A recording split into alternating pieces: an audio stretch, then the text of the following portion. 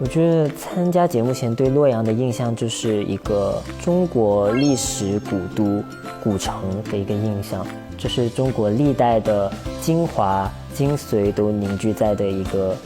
地方。首先是了解的深度吧，因为刚开始我肯定对这个地方了解不深，所以就只是一些自己脑海的想象。那这个想象从哪来呢？就是各种电视剧、电影，真实的来体验了之后，就是会发觉这个地方它有很多值得探索、值得挖掘的地方，然后永远都挖掘不完。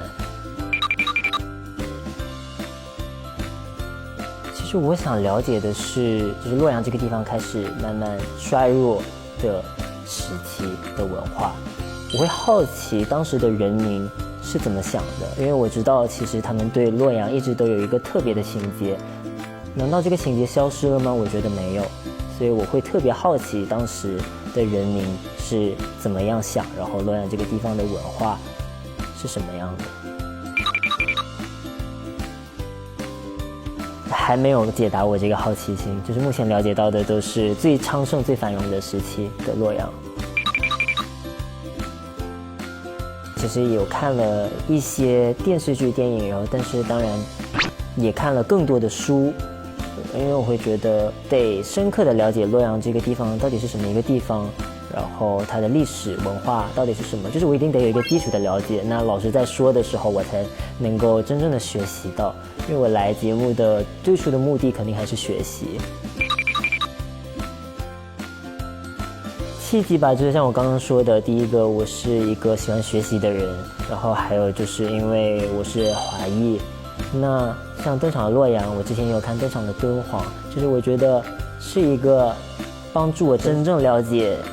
我的祖先从哪儿来，我曾经的家乡是什么样的一个地方的一个最好的契机，然后也是帮助到就是除我以外，现在其他的在外的华裔了解到他们的家是什么样的一个地方的一个机会。像这一次我们也有去到了古墓，我们一个下去，我们其实到下去之前我们都不知道真的是得一个一个下去的，然后我是第一个下去，然后其实也真的是很害怕，一直在抖。我觉得一辈子不会再有第二次吧，这种体验就真的是很特殊。所以其实我下去了之后，我其实不止看了一遍，就是会觉得机会真的很难得，千载难逢的一次机会，就想多再看一看，多学习学习。我可能走出来了之后就没办法再回去了。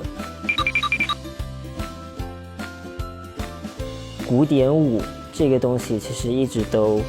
是我很感兴趣的一个舞种，因为他们其实每一个动作都是得根据文献记载，然后